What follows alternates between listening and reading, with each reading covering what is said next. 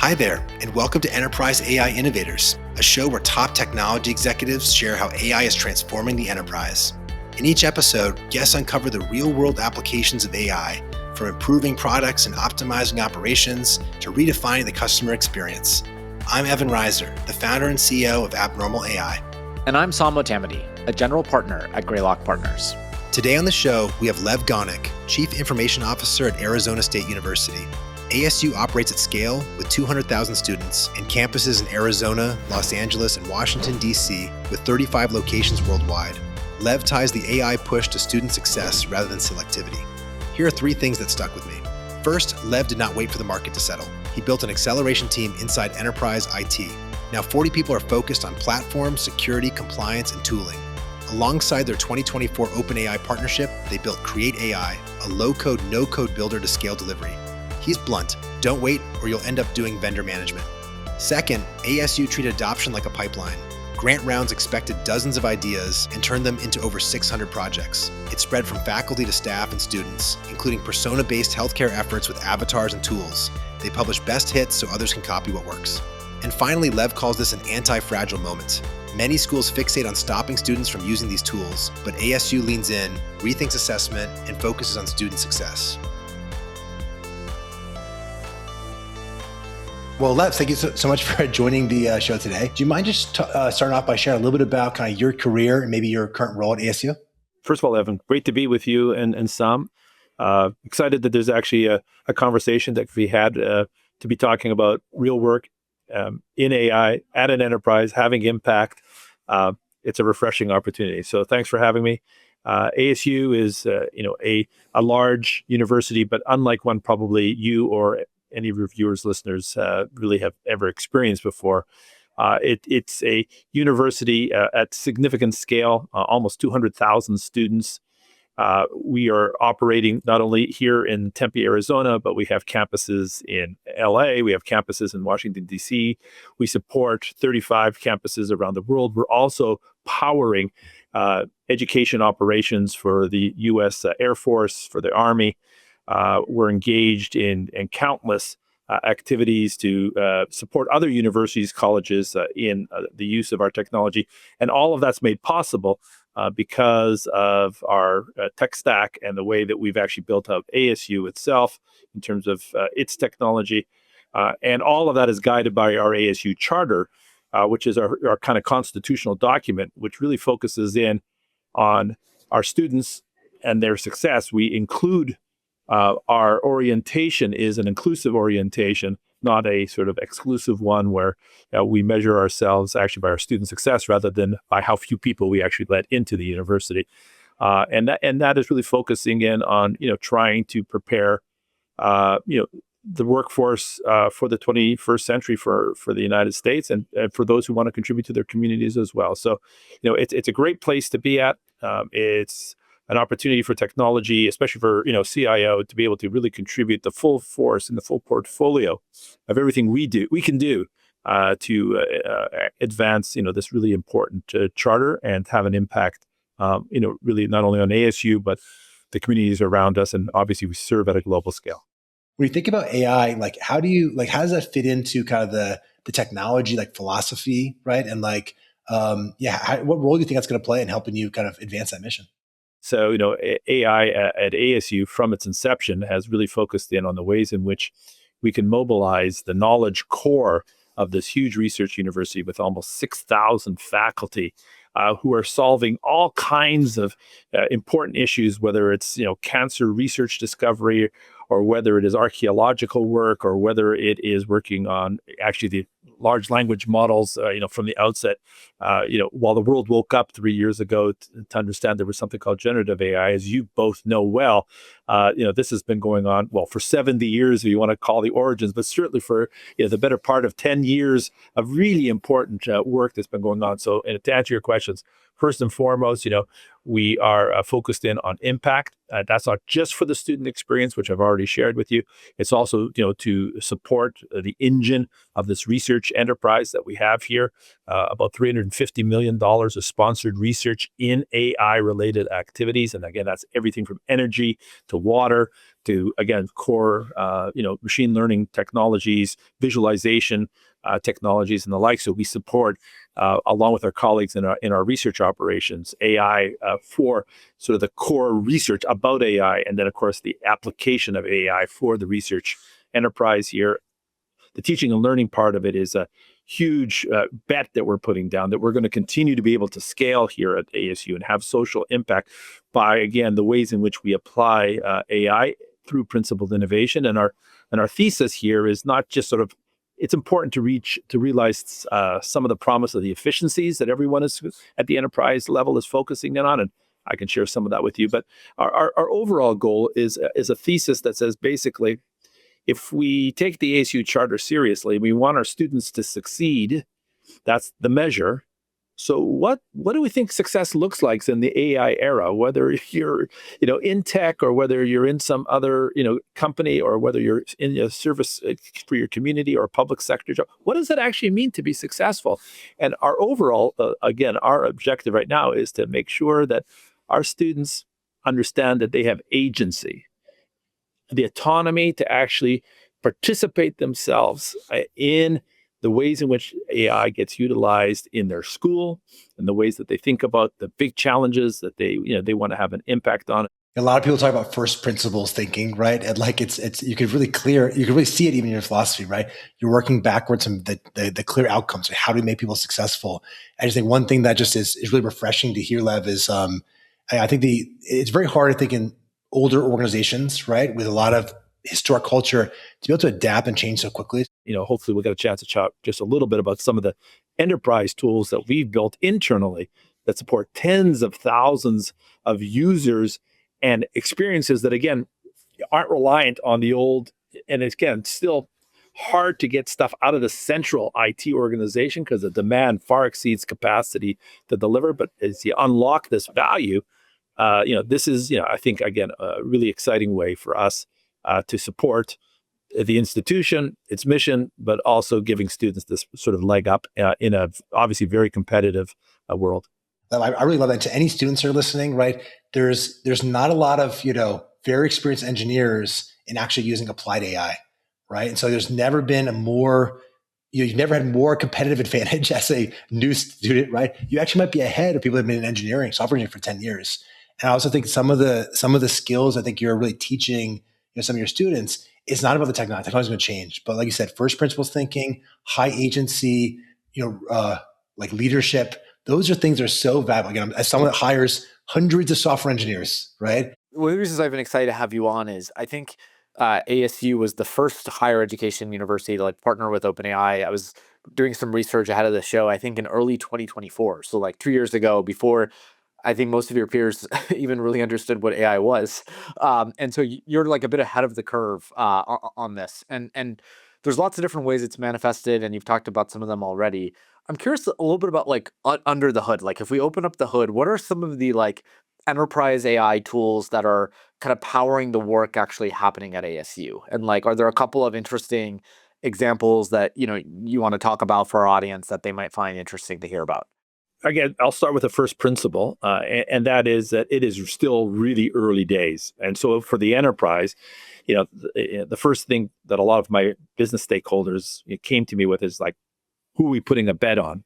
And even though we began in early 24, working with OpenAI, I was on their doorstep literally 9 months earlier. With the idea that we could help shape what could happen in higher education by partnering together their lab and ASU. But at the same moment, we absolutely took that first principle, and we started developing our own tools. And we not only did we start developing the tools, but we also committed to storytelling along that journey. And so I took the initiative along with my colleagues here to actually build an AI acceleration team inside enterprise IT here at ASU. And we literally took initially 20, and now it's 40 people dedicated from morning till night, working on platform technology, security, compliance, tooling, building tools to support what we knew that needed to grow up to be, again, a low code, no code kind of environment that would support it. And we started both with our partnership with OpenAI and with our own internal work, which has now been branded as Create AI, or the Create AI platform and the Create AI Builder. These were being developed in parallel, along with tons of experimentation from, again, the Anthropics and the Llamas of the world and everybody else, finding a place to play here at ASU as really a petri dish early on. But the formal programs we started were internal grant programs where, again, early on, we were providing licensing and engineering and developer support for internal competitions on who had big ideas that could really have impact on the core challenges, whether they were in the research lab or whether they were in the teaching and learning environment.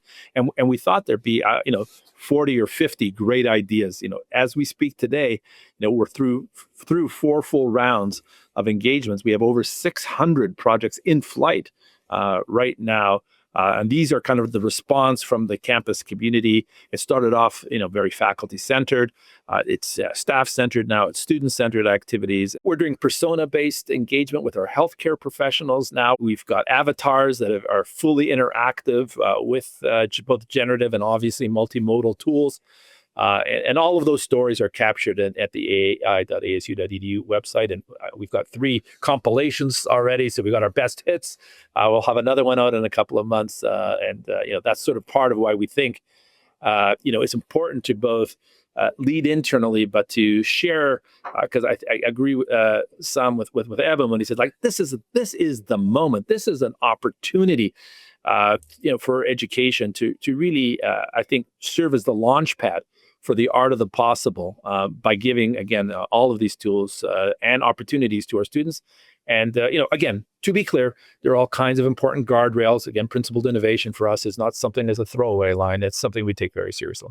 If you were to design like a new university today with AI kind of at its foundation, like an AI native university, not just to run, AI native, but also to help, students become AI native, what would that look like different today than like kind of what exists, right?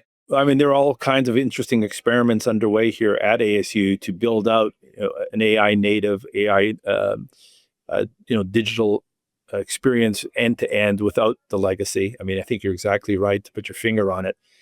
We've done that interesting at ASU in the past. And again, I think what we do is we borrow from our heritage. Again, it's relatively short compared to most of the great universities in this country. But as the new American university, which is our brand, we understand the need to be, again, borrowing from, I think, the best companies who realize that oftentimes when you need to pivot, you need to actually plant a seedling outside of the mothership, to mix metaphors here, to actually, begin to cultivate. And so, back during 2008-09, as we had the real estate implosion, the banking implosion in the United States. Here in Arizona, it was an existential moment when it came to public education, among many other things.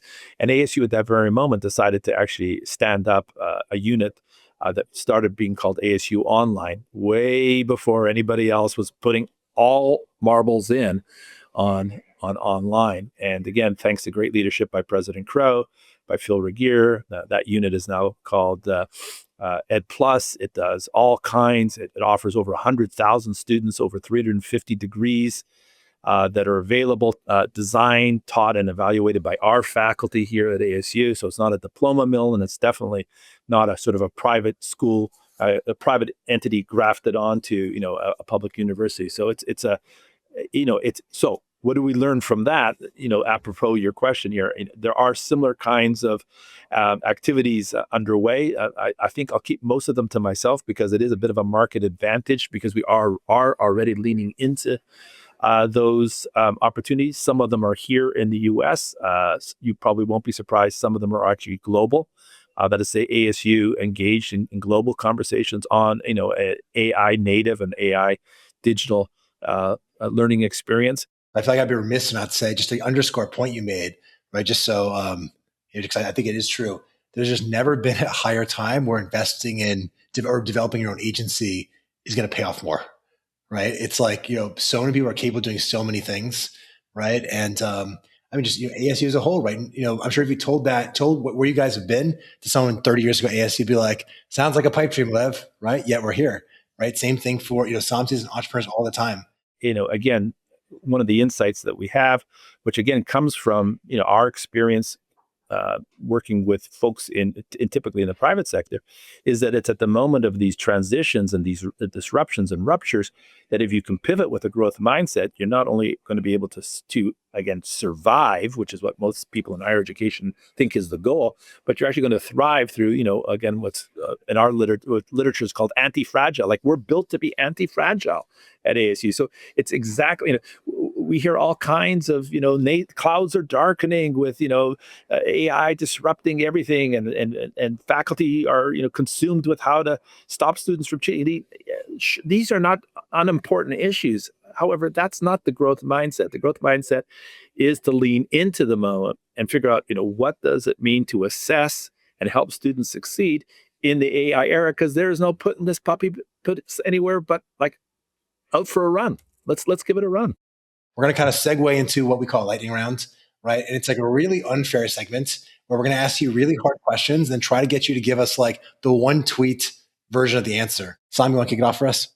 Lev, you've talked about, I think at one point you mentioned even 600 different ideas or projects. Like, if there were 3 AI transformation projects, if there were only 3 that you could recommend to a new university CIO that wants to knock it out of the park in their first year, what are the 3?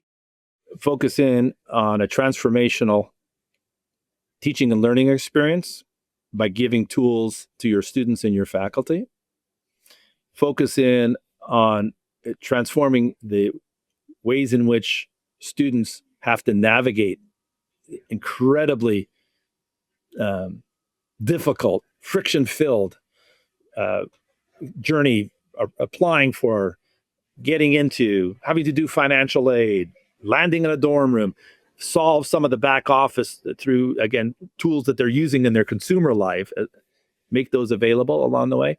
And then I think most importantly is to, again, both of those are examples of actually making your business partners succeed. I think the third piece of it is be sure that you're investing in your own IT capacity. Don't wait for them, especially if you're talking to CIOs in higher education. Don't wait for the market.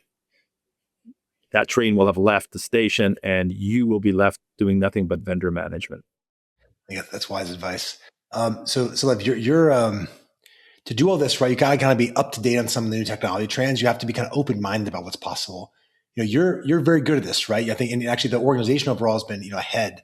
What's your strategy there? What would be your advice to CIO about how to stay up to date on what's going on with AI? I don't mean the best way to train a neural network, but in terms of how that AI can be applied inside the environment. For me, I'm lucky. I get to ask students who are fearless and apparently have invented extra hours in their day. So I shared with you that we hire hundreds of students, and I love, in fact, this evening, we're going to be going out with some of them. And for me, it's my best kind of research. Is really asking students what they're working on along the way. So I do that. Obviously, I do, and my colleagues, I'm sure, are tired of. I read and listen and watch way too much and share too much of that with them, and so I think they're tired of me sharing insights. But I think it's critically important not only to do the sharing, but to also see what kind of insights, including pushback, you can get from your colleagues as to what's real, what's hype, what's going to work its way through the hype cycle. And so, that's another piece. We have very active Slack channels here where, we are sharing all the time and voting up or down these concepts, which give us a chance to then, go deeper, either in research or, again, working with our favorite LLM. So maybe to switch to the more personal side, is there a recent book you've read that you really liked or had a big impact on you? And if so, what's the book? Well, I listen to a lot of books. That's my mode of reading these days. I'm listening to right now to a grand sweeping history of capitalism by by a great Scandinavian. I think Sven is probably Nordic economist, historian, and so I love the idea of understanding where we fit in the sweep of human history, and part of that story of capitalism is the ways in which it has evolved, adapted, never standing still from the mercantile era through industrial capitalism to technology-driven capitalism as we have it. So I think the book has a very unique title. I think it's called Capitalism. So okay, the answer to this one, Lev, doesn't have to be AI, although it's okay if it is. What's an upcoming technology that you're just kind of personally most excited about? Well, right now I've got a bit of an obsession going on. It's definitely a bit of a rabbit hole that I found myself in. But I'm interested in taking a look at different ways of building out networks and beyond optical networking, and trying to understand that in order to support AI and taking a look at quantum networking of the future, driving the research agenda, driving the experience AI of the future, we've probably got to find a way of reducing latency even further than it currently is able to do. And it's not just about upping the speeds; it's actually about reducing the latencies that are along there. So right now, that's kind of it's the technical prerequisites for building out at enterprise scale next generation networks to support quantum and AI, and I'm deep into it right now. And again, I think my network engineers have said, just stop already. It's not going to happen for the next 3 years. And I said, 3 years? Not a chance. We're going to start right now. When I was in school, actually, I studied computer networking as like kind of my specialty, and then I never used really many of those skills. But some good. Photonic networks is the future. Evan, come back and we'll do that together. Okay, Lev. If I get fired from my job, I'm probably calling you up and asking for a role in your team, because it sounds like you're doing some cool stuff over there. Okay, Saam, maybe why don't you do the second to last question? What do you believe about AI's future impact on the world that most people would consider science fiction today? There's not much science fiction at least some people don't think is going to be real. The great news is that science fiction really is guiding the way we're thinking about the possible. I mean, and I was reading as a kid growing up Isaac Asimov, and people always say, well, we still don't have flying cars, but the truth is we're going to have data centers, in orbit anytime now. I think that one, I was just talking with someone at lunch here about, how real we think that one is. I wouldn't bet against it. That one Sam might be one of the ones that we see beginning, the physics of it getting worked out, the engineering beginning to get worked out. And I think in general, the great opportunities here are probably in the oceans and in the skies. I think those will be some of the really interesting places to be seeing where technology comes from. I think 1 million low orbiting satellites is just the beginning. I think data where big data centers in the oceans are definitely part of our future as well. Somehow, not because all of this is good and easy, and we should be debating this all along the way. But those are some of, I think, the frontiers. Okay, last question. I know we're out of time. So I'm sure you get asked a lot. What's your advice you would give to students, right, that are trying to kind of get into the kind of technology field?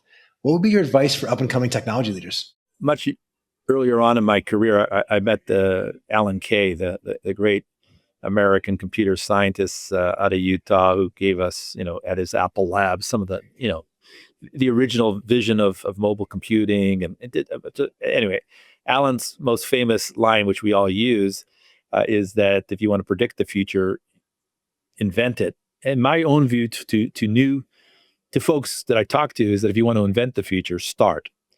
And I think, the conversation we've had today around AI is a really good example of, you could keep talking about this forever.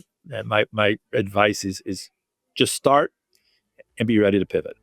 Lev, I have like 400 more questions for you. I'll leave this conversation feeling really energized, but unfortunately we're out of time. So thank you so much for joining us today, and let's find an excuse to chat again soon. All right. Thanks, Evan. Thanks, Saam. That was Lev Gonick, Chief Information Officer at Arizona State University. Thanks for listening to Enterprise AI Innovators. I'm Saam Motamedi, a general partner at Greylock Partners. And I'm Evan Reiser, the founder and CEO of Abnormal AI. Please be sure to subscribe so you never miss an episode. Learn more about enterprise AI transformation at enterprisesoftware.blog. This show is produced by Abnormal Studios. We'll see you next time.